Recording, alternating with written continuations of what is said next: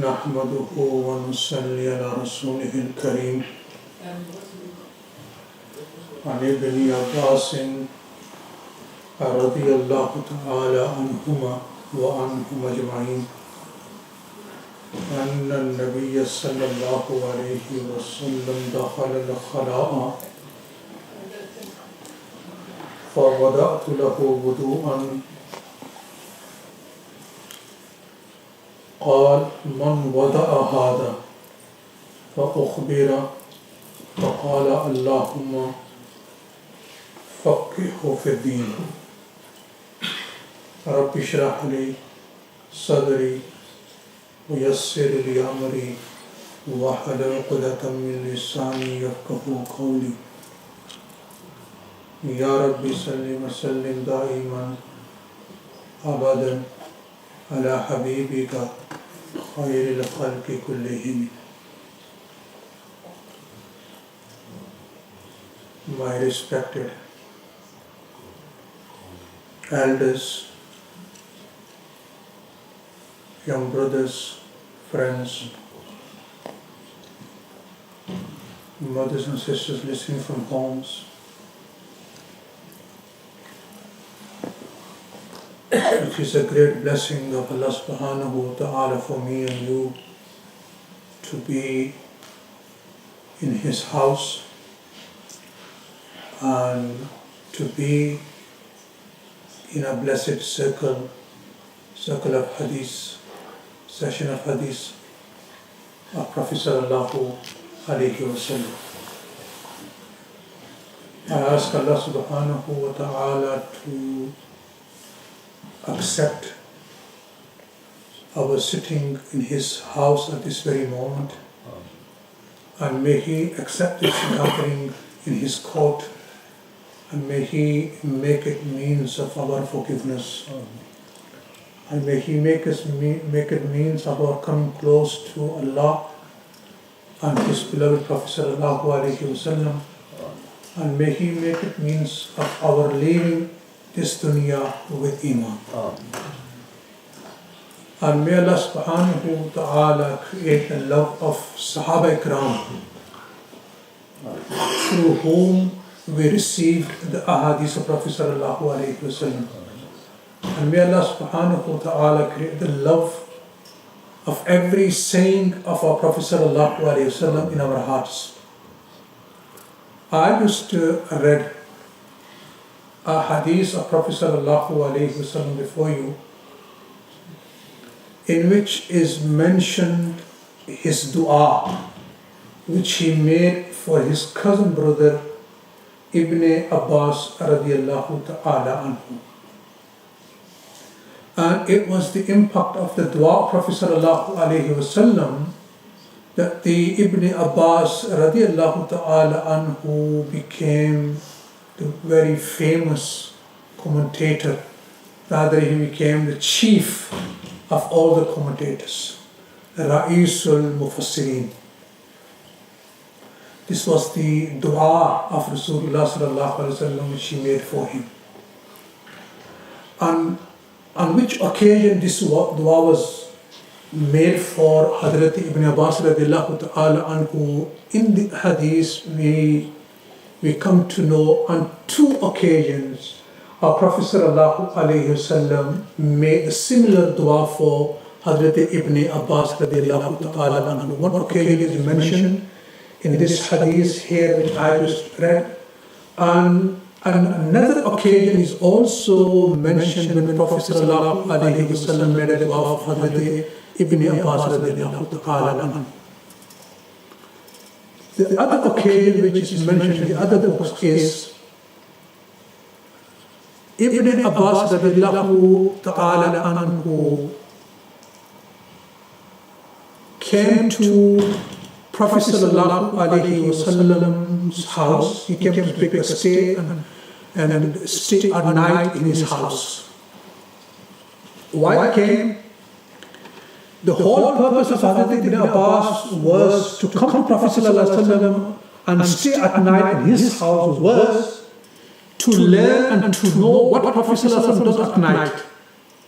How many rak'ats of the Hajj he prays, what he does, what time he wakes up, how long he stays in the prayer. He wanted to observe all these things. And he came, our Prophet sallallahu alaihi wasallam, all you know, he had total number, he had 11 wives. 2 of his wives passed away while Rasulullah was alive. And the other 9 wives, they were alive till Prophet ﷺ's death. And they passed away after his death. Now Ibn Abbas radiallahu ta'ala anhu chose a day in which was the turn of his auntie Maulana radiallahu ta'ala anha.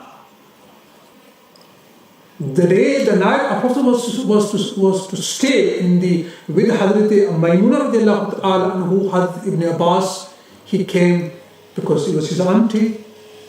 So he thought, this is the night I can stay because my auntie, she's my auntie, his wife. So Rasulullah sallallahu alaihi wasallam, Ibn Abbas made us stay here for a night.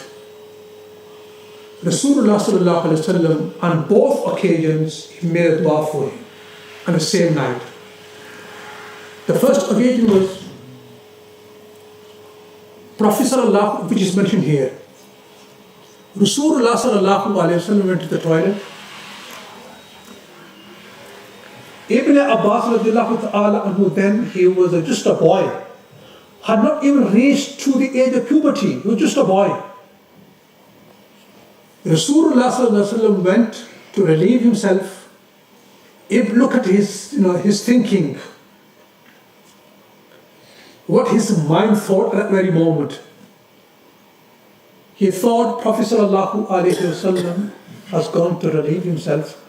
Why not I should get a water for him and leave the water outside the toilet, so when Rasulullah sallallahu alaihi wasallam comes out, he can use it. So he left the container outside. When Rasulullah sallallahu alaihi wasallam came out, he found the water was there. He said, who placed this water? His wife Maulana radiallahu ta'ala anha, she said, Ibn Abbas. After knowing this, that Ibn Abbas has done this, Rasulullah sallallahu alaihi wasallam became very happy, was very pleased with this service. And he said, he made a dua to Allah subhanahu wa ta'ala. And the dua he made, he said, Allahumma faqihu fi deen. O Allah, you grant Ibn Abbas the understanding of the deen, understanding of the Quran, the meaning of the Quran, what each and every verse, single verse is teaching us. Grant him the knowledge of the Quran. Grant him the knowledge of the Sunnah.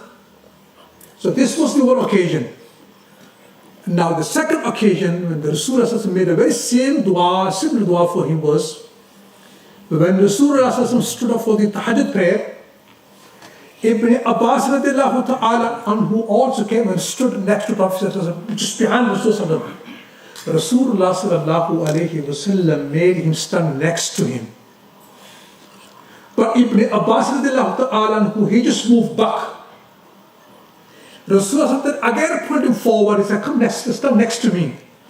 He again pulled back. He said, why are you doing this? I am making you stand next to me and you're just moving back.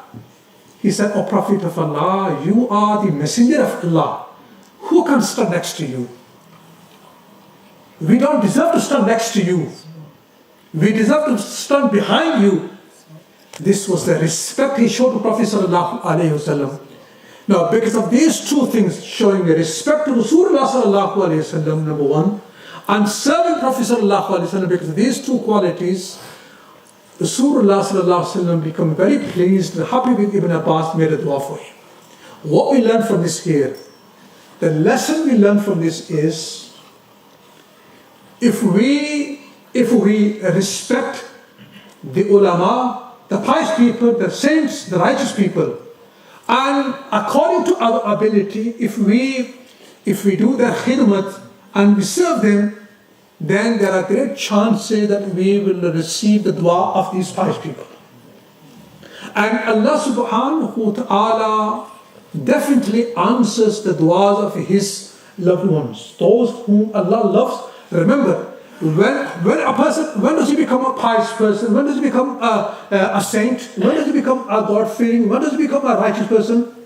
When someone becomes righteous, when someone becomes a friend of Allah subhanahu wa ta'ala, the foremost thing is that he receives the love of Allah first. He receives the love of Allah first. Allah subhanahu wa ta'ala, when Allah intends to love someone, in the heavens, Allah subhanahu wa ta'ala calls Jibreel alayhi salatu wasalam, and He says, "Oh Jibreel, I love so and so, and I am commanding you to love him also."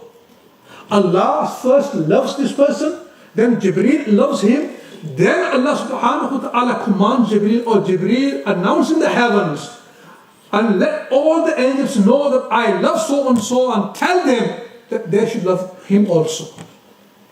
So first of all, a righteous person, he becomes beloved of Allah subhanahu wa ta'ala. Then he becomes beloved of Jibreel alayhi salatu wasalam. Then he becomes beloved of all the angels. Then thereafter, this love is set down on the earth. Then the people on the earth start loving this person. If you've not noticed, all those who are pious, everyone loves them. People love them. So the lesson we learn from here is that the pious people, if we get a chance, first of all, we should show respect to them. Show respect to them. Never, ever disrespect anyone who is a pious, who is God-fearing, who is very close to Allah subhanahu wa ta'ala. And remember this, I've repeated this many a times, and I repeat it, and that is, Allah subhanahu wa ta'ala, only on two things Allah wages war against two people. Number one, the one who is involved in interest, taking interest. Allah subhanahu wa ta'ala wages war against him. Number two, man adali waliyan faqad adantuhu bil harb. Allah is declaring, the one who will show enmity to any of my servant who is my beloved, who is very close to me, then I wage war and I declare war against him. I declare war against him. So pious people, because of the pious people, Allah subhanahu wa ta'ala keeps that locality safe from the calamities. Many a times we read in the books, in many localities, when the pious people passed away, the calamities came. And people were struck by the calamities. As soon as they left the dunya, the people were hit by the calamities. So Allah subhanahu wa ta'ala, He keeps the people safe from the calamities. How? Why? Because of the pious people who are God-fearing, who fear Allah subhanahu wa ta'ala, who are very close to Allah subhanahu wa ta'ala. Because of them, Allah subhanahu wa ta'ala does not let the people suffer from the calamities. So it is essential that we respect the ulama, the pious people, and if we get the chance to do their khidmat, sometimes as much as we can, we should do their khidmat. This will make them do dua for us. And when they will make a dua, Allah subhanahu wa ta'ala does not let their duas go unanswered. Their duas are answered, definitely. And if their duas are answered in our favor, then inshallah, sometimes a person may not able to reach to a very high rank in the court of Allah. But because of the dua of Prophet ﷺ, because of the dua of a pious person, he will reach very high. Look at Hazrat Ibn Abbas radiallahu ta'ala, what made him the chief of all the commentators? It was the dua of Prophet sallallahu alaihi wasallam. It was the dua of Rasulullah sallallahu alaihi wasallam. We find on another occasion, Rabi'a bin Ka'b al-Salami radiallahu ta'ala, he was also one of the servants, khadim of Prophet sallallahu alaihi wasallam. He He says that I used to spend nights with Prophet ﷺ with the intention that when Prophet ﷺ when he is in need of water to do istinja, to make wudu, I will provide the water to him. So on one night, he said, Rasulullah ﷺ becoming very happy, pleased with my service, he said to me, suddenly, ask. You ask. Sometimes, pious people, when they become very pleased with your service, with someone's service, they say, come and ask, I'll make a dua for you. And that occasion, that moment is such, when they demand that you ask, we will make a dua for you, that moment is that when they will say anything for you, when they will make a dua for you, definitely it will be accepted in the court of Allah subhanahu wa ta'ala. Definitely, no doubt. So Rasulullah sallallahu alayhi wa sallam said to him, Salli, ask. He said, O Prophet of Allah, As'aluka murafaqataka fil Jannah. I ask your company in paradise. I want to be with you in paradise. I want to be with you in the paradise. Rasulullah sallallahu alayhi wa sallam said, Awa ghayra dhalik, anything else? He said, nothing. Only your companionship in paradise, nothing else. Now, my brothers, listen what Rasulullah sallallahu alayhi wa sallam said. Listen the response he gave to him. Now, month of Rabi'ul Awwal has started. Month of Rabi'ul Awwal has started. Do you think, is there any Muslim who is not happy upon the birth of Prophet sallallahu alaihi wasallam? You will not hear and you will not find any Muslim not being happy on the birth of Prophet sallallahu alaihi wasallam. Why? Why should we not be happy on the birth of Prophet sallallahu alaihi wasallam? Rasulullah sallallahu alaihi wasallam was born, he grew up, he became prophet, and Allah subhanahu wa ta'ala lit the world with his effort. But unfortunately, you will find, we hear there are some Muslims accusing other Muslims by saying, oh, they are not happy upon the birth of Prophet sallallahu alaihi wasallam. We are celebrating the birth of Prophet sallallahu alaihi wasallam, and they are not celebrating the birth of Prophet sallallahu alaihi wasallam. This means they are not happy. They are not happy. I say, Abu Bakr never celebrated. Was he not happy? Umar never celebrated the birth of Prophet sallallahu alaihi wasallam. Was he not happy? Usman Ghani never celebrated the birth of Prophet. He was even happy. Ali radiallahu ta'ala anhu, all the companions of Prophet sallallahu alayhi wasallam, 124,000 less or more companions of Prophet sallallahu alayhi wasallam never celebrated the birth of Prophet sallallahu alayhi wasallam, which will you say they were not happy? Will you say they were not happy? Rasulullah sallallahu alayhi wasallam commanded us, follow my companions. You know what he says? Follow my footsteps of my companions, you will be guided. Whichever sahabi you take and you follow it, you will be guided. You will stay on the right path. You will stay on the right path. So, I was saying, Rasulullah sallallahu alayhi wa sallam, listen what he said. The response is given. He said, فَأَعِنِّي عَلَى نَفْسِكَ بِكَسَرِ السُّجُودِ. If you want to be with me in paradise, then you have to do something. What does it mean, showing love to Prophet sallallahu alaihi wasallam? Showing love, having love with Rasulullah sallallahu alaihi wasallam means acting upon the way and the sunnah of Prophet sallallahu alaihi wasallam. Acting upon the sunnah of Prophet sallallahu alaihi wasallam, this means that such and such, so and so has love for Prophet sallallahu alaihi wasallam because he is acting upon the teaching of Prophet. This is a true love. If I claim that I love Prophet sallallahu alaihi wasallam day and night, I go against the teacher of Prophet sallallahu alaihi wasallam, then I am a liar in my claim. Then my claim is not true. Had I been true in my claim, then I would have been following the footsteps of Prophet sallallahu alaihi wasallam. So Rasulullah sallallahu alaihi wasallam said to him, if you want to be with me in paradise, you have to do something. Without doing anything, if I just sit here and sit there, you sit home and say, we love Prophet sallallahu alaihi wasallam. No doubt we love Prophet sallallahu alaihi wasallam. His love is part of our iman. Without loving Prophet sallallahu alaihi wasallam, one cannot be a believer. He cannot be a complete believer. We have to have a love for Rasulullah sallallahu alaihi wasallam. But at the same time, if we have to remember, a complete love with Rasulullah sallallahu alaihi wasallam is that we follow his teachings. So Rasulullah sallallahu alaihi wasallam said to him, help me. He said, help me by doing more sajdas. Meaning by offering, besides the fard prayer, offer the optional prayers. When you're going to offer the prayers, you will be prostrating before Allah. You will be doing sajdas. He said, do more sajdas. On the day of judgment, you will be with me in paradise.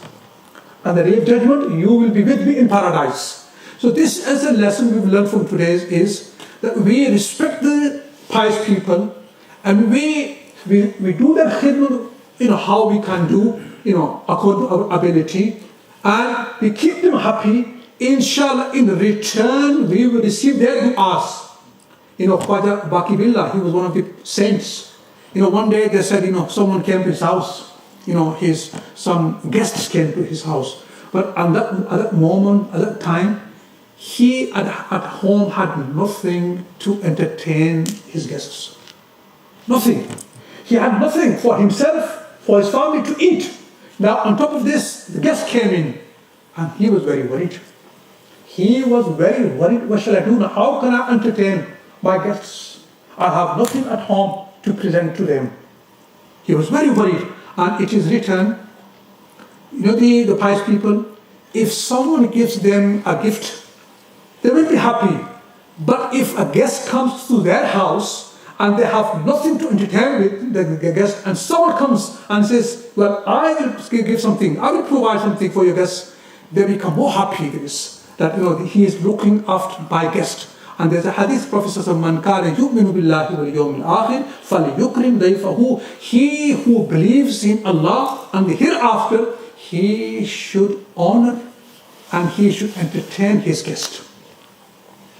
Meaning, entertain guest meaning when they come to your house, feed them, look after them, your guests. And they say, remember, when a guest comes to someone's house, he does not eat anything of yours. He has eaten what Allah has written for him. What Allah has written for him, he has eaten. So, a guest came. Few guests came to his house. He had nothing at home to give to the guests. He was very worried. He had a neighbor. The neighbor who was a cook. He thought, my Hazrat, my Sheikh, he's receiving some guests today, he has nothing at home. He quickly went, he got big tray, and he filled it with the food and everything. And he came, he knocked the door, and Sheikh opened the door. He said, here, I've just found out that you have some guests at home. This is from me, accept it. Now, Hazrat, Sheikh was overjoyed, after seeing this. He had guests at home, he had nothing. Now he's getting something. He said, well, the Sheikh became so happy with him. He said, ask, I'll make a dua for you. He said, come and ask, I'll make a dua for you. He said, make me like yourself. Let me be like yourself. He said, ask me something else. He said, no. He said, ask me something else. He said, no, make me like yourself. On one side, a person who is very close to Allah subhanahu wa ta'ala, and the other, just a layman, just an ordinary person.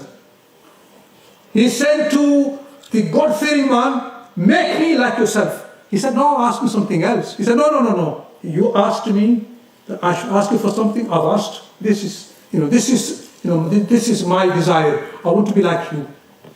He said, let's go inside. He took him inside, in the room. He locked the door. What he did, only Allah knows. What he did, only Allah knows. When the door was opened, no one could recognize who is who. The person, the neighbor, he was just 1%, he was just like the Sheikh. From the head to the toe, he was just like others. But the difference was, one was conscious, Sheikh was conscious, and he was unconscious. He was unconscious. For 3 days he remained unconscious, and the 3rd day he passed away. Just imagine, he passed away. He was just the Sheikh Baqi Billah. His face, it looked like 101% like him. And he went to Allah subhanahu wa ta'ala as a Baqi Billah, as a saint.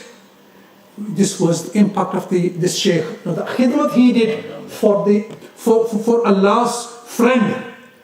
Just a little khidmat he did, and he made his akhirat. He made his akhirat. So the lesson we learn is we respect ulama, we respect the pious people. Inshallah, by doing this, we will make our akhirat.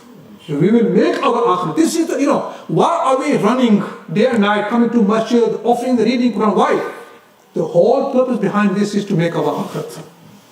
And we can make our akhirat very easily by respecting the pious people, by receiving their du'as. Inshallah, Allah subhanahu wa ta'ala will make our akhirat better.